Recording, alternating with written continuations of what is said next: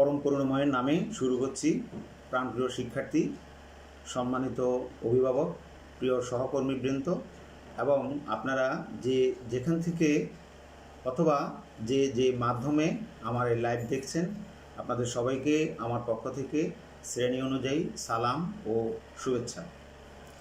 প্রিয় শিক্ষার্থী, আমার ঘরে আমার কলেজ এর গত লাইভেই আমি তোমাদের বলেছিলাম এখন থেকে আমার যে ক্লাসগুলি সেগুলি অর্থাৎ যারা আমাদের পরীক্ষার্থী পূর্বের দ্বাদশ শ্রেণী তাদের সাথে সাথে যারা পূর্বের একাদশ শ্রেণী আর কদিন পরে হয়তো বা দ্বাদশ শ্রেণীতে উত্তীর্ণ হবা তাদের জন্য সমানভাবে প্রযোজ্য।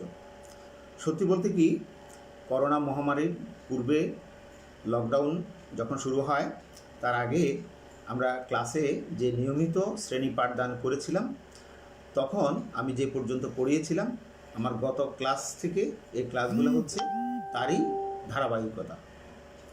তো আমার প্রিয় শিক্ষার্থীরা, আশা করি তোমরা এই সংবাদটি তোমাদের সমস্ত সহপাঠী বন্ধুদের জানিয়ে দেবা এবং ক্লাসে অংশগ্রহণ করবা। আমার মনে হয় তোমরা এতে বিশেষ উপকৃত হবা। প্রিয় শিক্ষার্থী, সম্ভবত তোমরা কাগজ কলম নিয়ে প্রস্তুত হয়ে আছো। আর কথা না, আমরা এখনই পাঠে চলে যাব। তাহলে আমরা পর্দায় আমাদের পাঠে অংশগ্রহণ করি।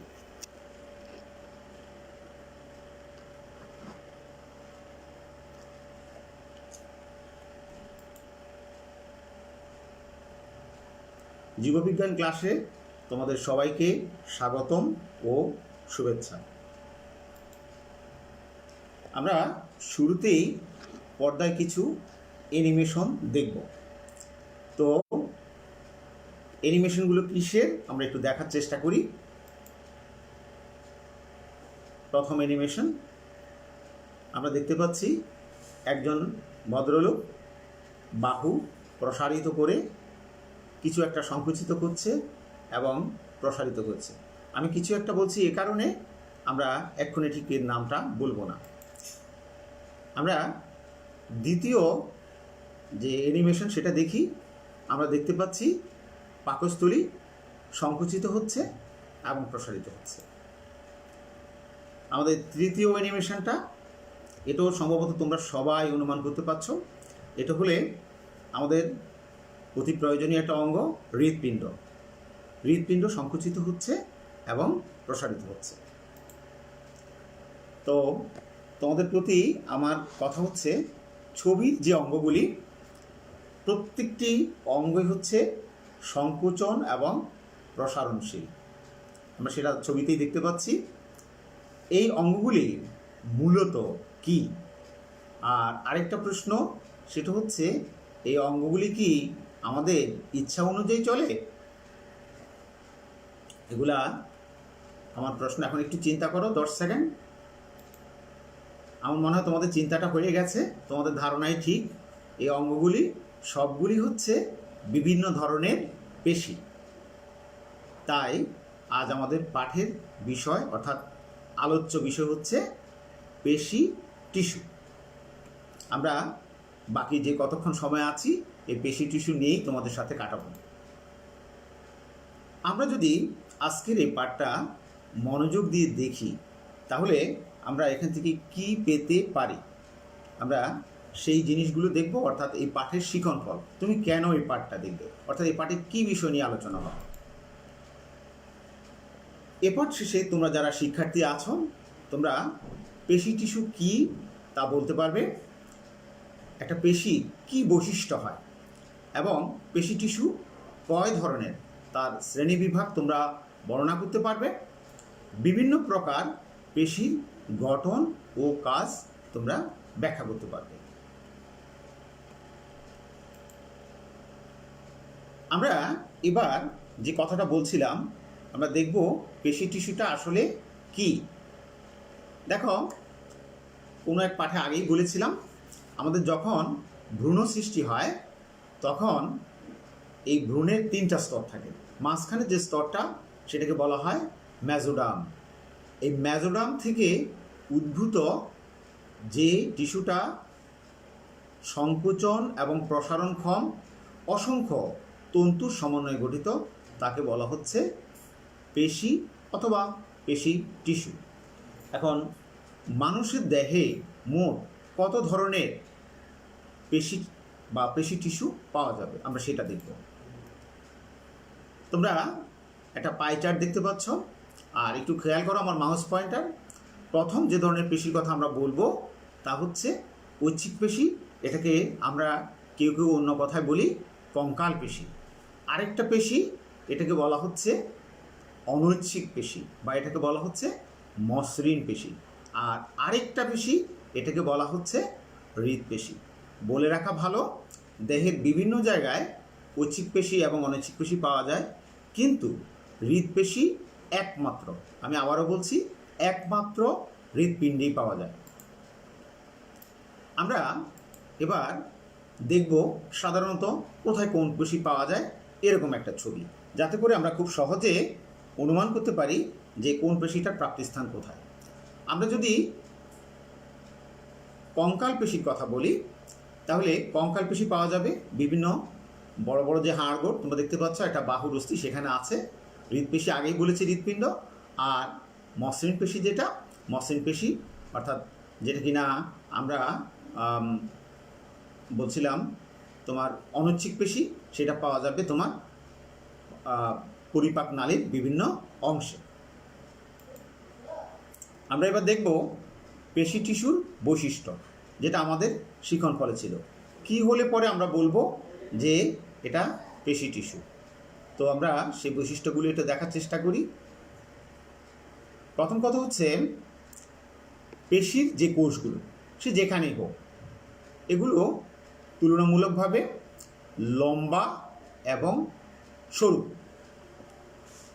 এবং সেখানে তন্তু মতো কিছু জিনিস আছে, যেই তন্তুগুলো গুচ্ছাকারে বিন্যস্ত। তাহলে আমরা বলব পেশির কোষগুলো লম্বা, সরু ও তন্তুর ন্যায় গুচ্ছাকারে বিন্যস্ত।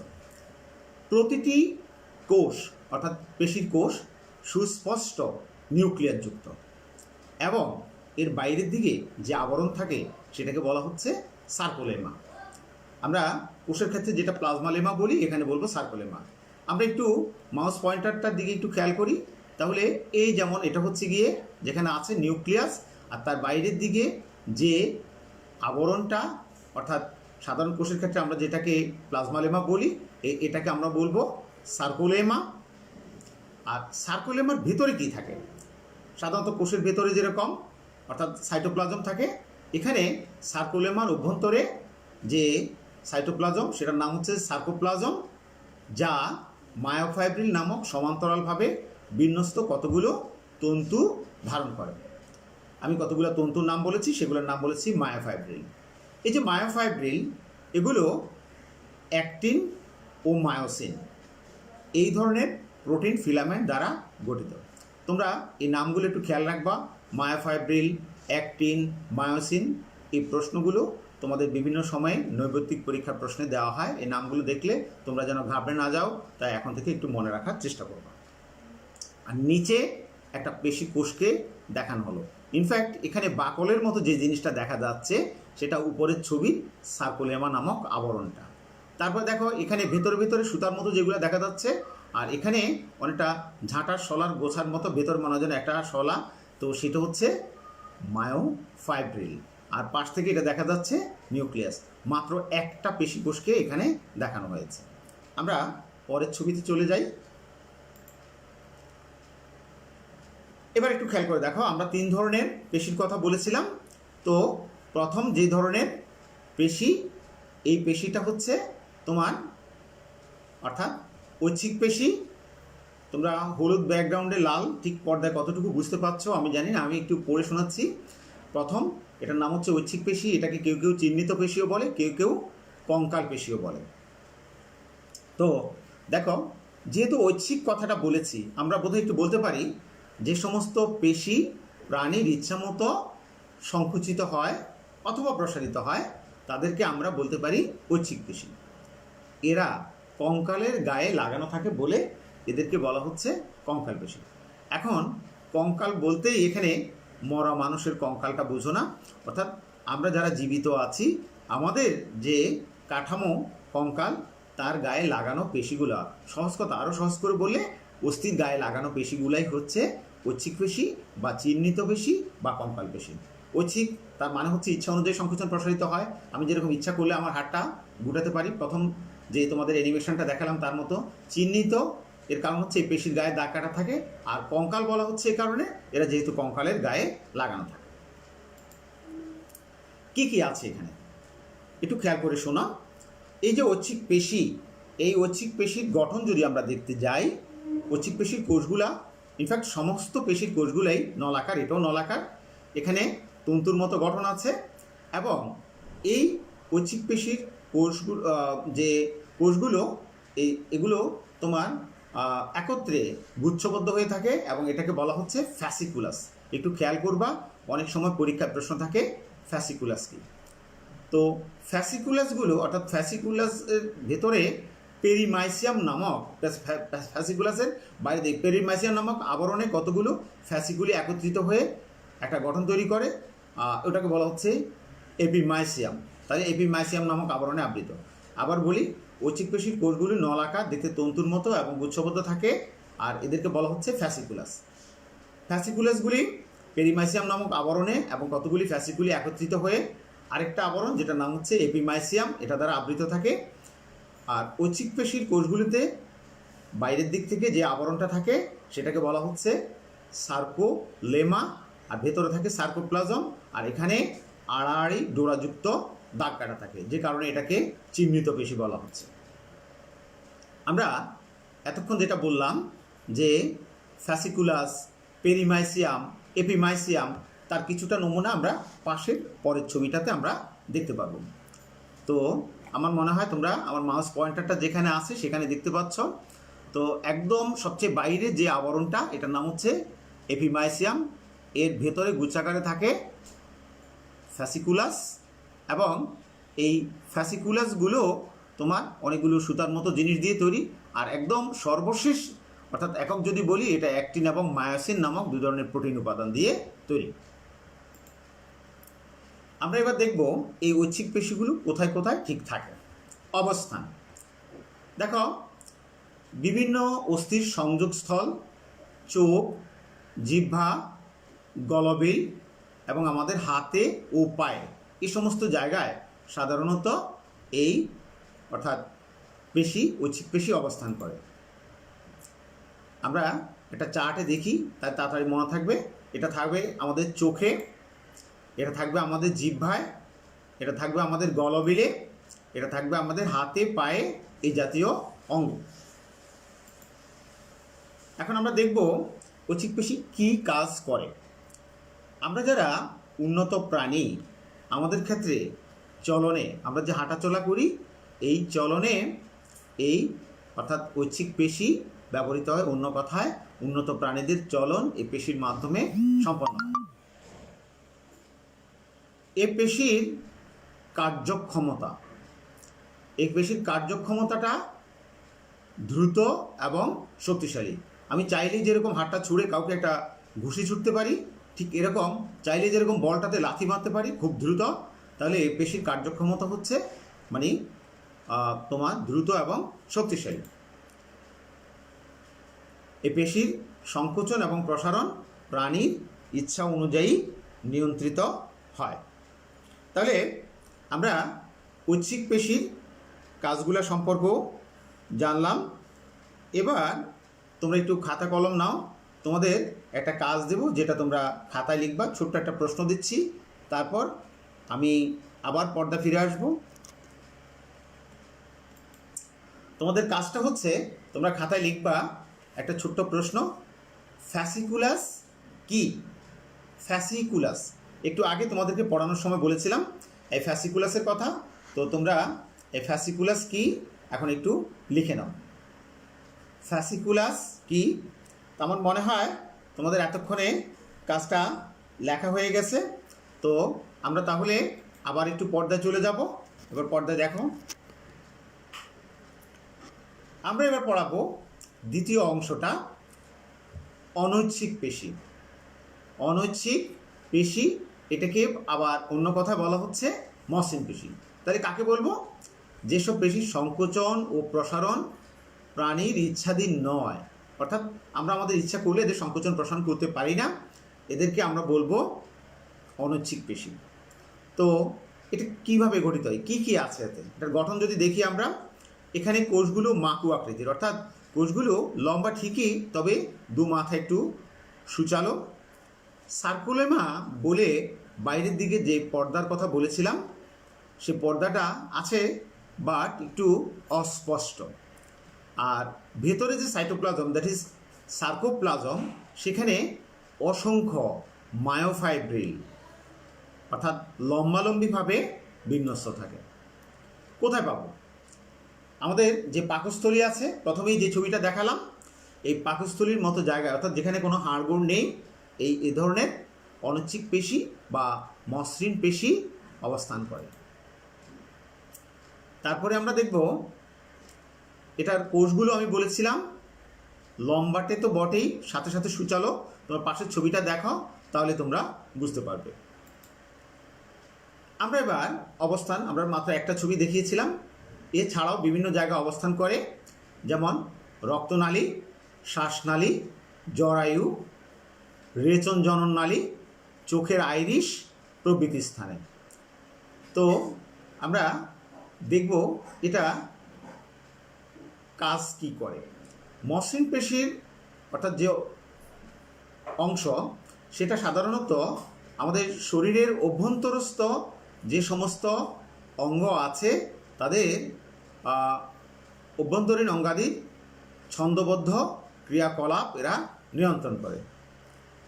আমরা আগের ক্ষেত্রে বলেছিলাম এ পেশির সংকোচন দ্রুত, কিন্তু এখানে মসৃণ পেশির ক্ষেত্রে এর সংকোচন প্রসারণ ক্ষমতা হচ্ছে ধীর এবং দীর্ঘস্থায়ী, আগেরটার সাথে ঠিক মেলে না। তারপরে দেখো, এই পেশি প্রাণীর দেহভঙ্গি নিয়ন্ত্রণ করে। আমি যদি মুখটা একটু কুঁচকে বাঁকা করে বসে থাকি, তাহলে হয়তো অনেকে অনুমান করবে যে আমার শরীর খারাপ অথবা মন খারাপ। ঠিক এভাবে কারো যদি পেটে ব্যথা হয়, তার মুখে হাসি থাকার কথা না, আর পেটে ব্যথাটা বাইরে থেকে দেখা যাওয়ারও কথা না। তাহলে এইভাবে এই পেশির অর্থাৎ গোলযোগের কারণে প্রাণীর বিভিন্ন ধরনের দেহভঙ্গি আবির্ভূত হয়। আমরা যে কথাটা বলছিলাম কোথায় কোথায় পাওয়া যায়, আমরা একটু ছকে আবার একটু দেখে নিই। রক্তনালীতে, কারণ রক্তনালী আমাদের কারো ইচ্ছা অনুযায়ী সংকুচিত বা প্রসারিত হয় না। পাওয়া যাচ্ছে শ্বাসনালীতে, পাওয়া যাচ্ছে জরায়ুতে, পাওয়া যাচ্ছে মূত্রথলিতে, পাওয়া যাচ্ছে পৌষ্টিক নালীতে। এই সমস্ত জায়গাগুলোতে সাধারণত আমরা অনৈচ্ছিক পেশিকে পেয়ে থাকি। আমরা এরপর আমরা চলে যাব আমাদের বাকি যে পেশিটা আছে, হৃদপেশি। হৃদপেশিতে একটু খেয়াল করো, আমি একদম শুরুতেই বলেছিলাম হৃদপেশির একটা মাত্র জায়গায় পাওয়া যাবে, সেটা হচ্ছে হৃৎপিণ্ড। তো আমরা যারা মেরুদণ্ডী প্রাণী, আমাদের হৃৎপিণ্ডের যে প্রাচীর, সে প্রাচীর গঠনকারী বিশেষ ধরনের অনৈচ্ছিক পেশি। আসলে এটা গঠনগতভাবে এবং কার্যগতভাবে ঐচ্ছিক অনৈচ্ছিক দুটারই সমন্বয় আছে। তারপরও যেহেতু অন্য কোথাও একে পাওয়া যায় না, তাই হৃৎপেশিকে আলাদা করে বর্ণনা করা হয়েছে। তো মেরুদণ্ডী প্রাণীদের অর্থাৎ হৃৎপিণ্ডের প্রাচীর গঠনকারী বিশেষ ধরনের অনৈচ্ছিক যে পেশি, সেটাকে বলা হচ্ছে হৃৎপেশি। এটাকে অন্য কথায় বলা হয় কার্ডিয়াক পেশি। এটা গঠনগতভাবে ঐচ্ছিক পেশির মতনই, কিন্তু কার্যগতভাবে অনৈচ্ছিক পেশির মতো। তো কী কী আছে এখানে? কোষগুলো অনিয়তাকার, অর্থাৎ একটু কোনোটা ছোট হবে, কোনোটা একটু বড় হবে, কোনোটা একটু ত্রিভুজ আকৃতি হবে, কোনোটা একটু লম্বাকৃতির হবে। আর এখানে সাথে সাথে শাখান্বিত বা আড়াআড়ি দাগও আছে। কোষের বাইরের দিকে, যেটা আমরা অন্য ক্ষেত্রে বলেছি সার্কুলেমা, এখানেও আছে। সেটা পাতলা এবং সাধারণত প্রতিটি কোষের কেন্দ্রে একটি করে বড় নিউক্লিয়াস থাকে। পাশাপাশি অবস্থিত দুটি কোষের সার্কুলেমা যখন মিলিত হয়, তখন একটা ব্যতিক্রমী জিনিস তৈরি করে। এটার নাম হচ্ছে ইন্টারক্যালেটেড ডিস্ক। প্লিজ আমার স্টুডেন্টরা, তোমরা এখনই এটা খাতায় আলাদা করে নোট করে নাও। এটা বোর্ডে একাধিকবার আসা প্রশ্ন, এবং এই জিনিসটা তোমাদের জানতে হবে। এটা শুধুমাত্র এবং একমাত্র হৃৎপেশিতেই পাওয়া যাচ্ছে, ইন্টারক্যালেটেড ডিস্ক। তো এই ইন্টারক্যালেটেড ডিস্ক নামক একটি বিশেষ অনুপ্রস্থ রেখার সৃষ্টি করে। আচ্ছা, এ পেশির সংকোচন প্রসারণ ক্ষমতা সেটা হচ্ছে ছান্দিক, ছন্দনীয় হয়। তোমরা খেয়াল করে দেখেছ, কামাত যখন লোহাতে পেটায় সেটা খালি মন চাইলেও আর পেটালাম তা কিন্তু না, এই পেটানোরও একটা ছন্দ আছে। তো আমাদের এই যে হৃদপেশি, সেটা সংকোচন প্রসারণ এরকম ছন্দের সাথেই উঠানামা করে।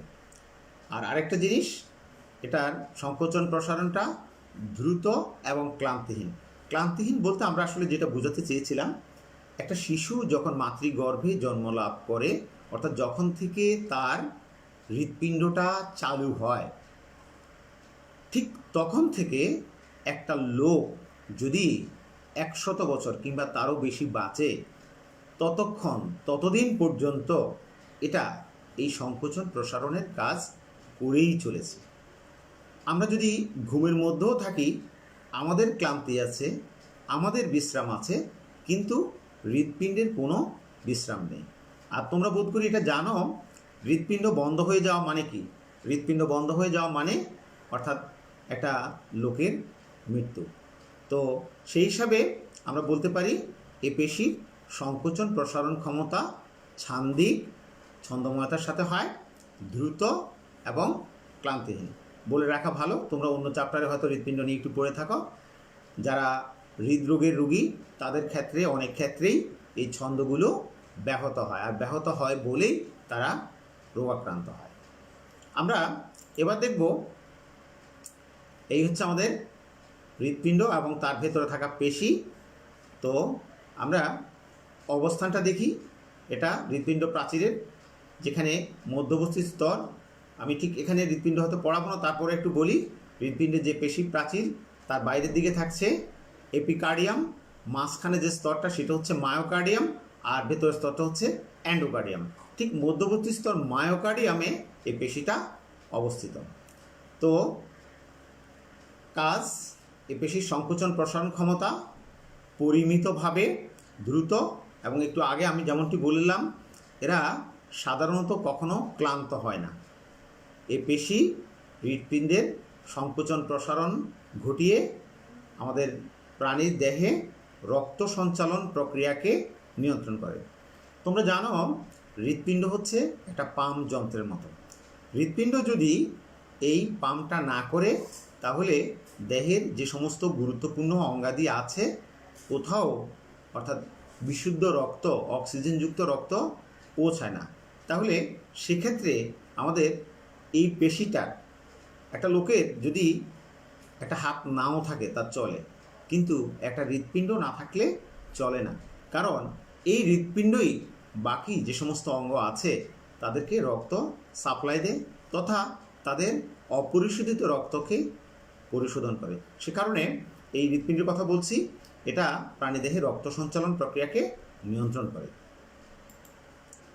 আমরা হৃৎপিণ্ডের যে পেশির গঠন, সেটার বিভিন্ন ধরনের ছবি দেখলাম। আমরা এবার চলে যাব পরের স্লাইডে। তো আসলে যদি ক্লাস হতো, হয়তোবা তোমাদেরকে সরাসরি কিছু কাজ দিয়ে তাৎক্ষণিক করানো যেত। এখানে যেহেতু সেই সুযোগ নাই, তো তোমরা খাতায় একটু দয়া করে এই দুটো প্রশ্ন লিখে নাও। প্রশ্ন দুটো হচ্ছে, হৃৎপেশির গঠন লিখো। পরের প্রশ্নটা হচ্ছে, পেশি কলার বৈশিষ্ট্য লিখো। তো তোমরা এই দুটো প্রশ্ন খাতায় লিখে নাও। এরপর পরবর্তী যে প্রশ্নগুলো মূল্যায়নের প্রশ্ন, আমি তোমাদেরকে সেগুলা পর্দা দেখাবো। আর আজকের ক্লাসে পর্দা থেকে আমি এখানেই তোমাদের সাথে বিদায় নিচ্ছি। তবে আরও কিছুক্ষণ আছি, সেটা পর্দার অন্তরালে। তোমাদের আশা করি লেখা হয়েছে। পরবর্তী প্রশ্নগুলো তোমরা একটু দেখো। এ ধরনের প্রশ্নগুলো তোমাদের জ্ঞান এবং অনুধাবনমূলক পরীক্ষায় প্রায় থাকে। প্রথম প্রশ্নটা লেখো, সার্কোলেমা কি? সার্কোলেমা কি আমার কিন্তু আলোচনার মধ্যে ছিল, তারপরে একটুখানি তোমাদের হিন্ট দিয়ে দিই। আমরা কোষের ক্ষেত্রে যেটাকে প্লাজমালেমা বলি, মূলত সেটাই সার্কোলেমা। তোমরা সুন্দর করে সাজিয়ে গুছিয়ে উত্তরটা লিখবে। পরবর্তী যে প্রশ্নটা দেখো, কথায় যেগুলো বলেছিলাম সেগুলো আবার আসছে। ইন্টারক্যালেটেড ডিস্ক বলিতে কি বুঝো? Intercalated disc. পরের প্রশ্ন আমরা একটু দেখি, কঙ্কাল পেশির গঠন ব্যাখ্যা করো। তোমরা জানো কোনটা কঙ্কাল পেশি? কঙ্কালের গায়ে যেটা থাকে। তো কঙ্কালের গায়ে কোনটা থাকে? যেটা কিনা ঐচ্ছিক পেশি। তাহলে তোমাদের এই প্রশ্নগুলা তোমরা এখান থেকে অর্থাৎ পড়ার চেষ্টা করবে, তাতে করে তোমাদের সুবিধা হবে। তোমরা ফাইনাল পরীক্ষার প্রস্তুতিটা কিংবা কলেজের পরীক্ষার প্রস্তুতিটা তোমাদের অনেক ভালো এবং মজবুত হবে। আমরা প্রায় শেষাশেষি পর্যায়ে চলে আসছি। তারপরে বাড়ির কাজ হিসাবে তোমাদেরকে আরও একটা কাজ দেব। এটা তোমরা চেষ্টা করলে আজকে এখনই বসে এই ক্লাসের পর সলভ করে ফেলতে পারো। জিনিসটাতে যদি আজকেই করো নিজেরাই করতে পারবে, খুব মজা পাবে। তোমরা প্রথমে প্রশ্নটা লিখে নাও, একটি ছকের সাহায্যে 3 ধরনের পেশির তুলনামূলক পার্থক্য উপস্থাপন করো। আমি একটুখানি বলে রাখি, প্রথমে তোমরা একটা ছক আঁকবা। ছকটাতে তোমাদের 4টা কলাম থাকবে, তো এবং রো আনুমানিক গোটা 6 বা 7 থাকতে পারে। তোমরা প্রথমে শিরোনাম অংশে পার্থক্যের যেটা তুলনামূলক পার্থক্য উপস্থাপন করবা। তোমরা লিখবা পার্থক্যের বিষয়, তারপরে লিখবা ঐচ্ছিক পেশি, তারপরে লিখবা অনৈচ্ছিক পেশি, তারপরে লিখবা হৃৎপেশি। এবার যেটা করবা, যে কোনো একটা জিনিস বৈশিষ্ট্য তুমি চিন্তা করো, যেমন মনে করো সার্কোলেমা। তাহলে সার্কোলেমাটা ঐচ্ছিক পেশির ক্ষেত্রে কি আছে নাই থাকলে কেমন? অনৈচ্ছিক যে পেশি তার ক্ষেত্রে কি আছে নাই বা থাকলে কেমন? হৃৎপেশির ক্ষেত্রে কি? এইভাবে তোমরা বিভিন্ন জিনিসগুলো 5-6টা আইটেম চিন্তা করে পার্থক্যের বিষয়ে যে কলামটা সে ঘরে লিখবা এবং পাশাপাশি অন্য পার্থক্যগুলো লিখবা। তোমরা যদি আজকেই চেষ্টা করো, এখনই চেষ্টা করো, আমার মনে হয় তোমরা খুব অর্থাৎ দ্রুত কাজটা করতে পারবা এবং তোমরা আত্মবিশ্বাসী হয়ে যাবা। তোমাদের ফাইনাল পরীক্ষার জন্য এটা খুবই সহায়ক হবে। তো বাড়ির কাজটাও করবা। আমরা আজকের ক্লাস প্রায় শেষে চলে এসেছি। তোমাদের একটা কথা বলবো, তোমরা বাড়িতে থেকে পড়াশোনা করো।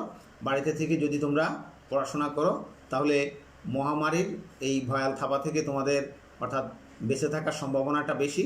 অযথা বাইরে না গিয়ে নিজেদের পড়ালেখার প্রস্তুতিটা ভালো করে গ্রহণ করো। অন্যদিন তোমাদের সাথে কথা বলার খুব একটা সুযোগ পাই না, আজকে দেখলাম মিনিটখানেক সময় আছে তাই একটু বলি। এবং এই সময়ে তোমার প্রস্তুতি যত ভালো হবে, যখন করোনার পর অর্থাৎ করোনার এই মহামারীর পর যখন প্রতিষ্ঠান খুলবে, তোমাদের বিভিন্ন পরীক্ষাগুলো হবে, তখন তোমাদের পরীক্ষাগুলো অনেক সুন্দর হবে। বাড়িতে থেকে নিরিবিলি তোমাদের নিজেদেরকে রক্ষা করো, সেই সাথে সাথে নিজের ভবিষ্যৎটাও অনেক সুন্দর করে গড়ে তোলো। তো আমাদের প্রায় যাওয়ার সময় হয়ে এলো, আমরা এখন বাড়ি যাব। তো বাড়ি যাওয়ার আগে তোমরা মনোযোগ দিয়ে এই ক্লাসটা এতক্ষণ থেকে উপভোগ করেছ, তাই তোমাদের সবাইকে আমার এবং আমার কলেজ কর্তৃপক্ষের পক্ষ থেকে অনেক অনেক ধন্যবাদ। ভালো থেকো সবাই, নিরাপদে থেকো।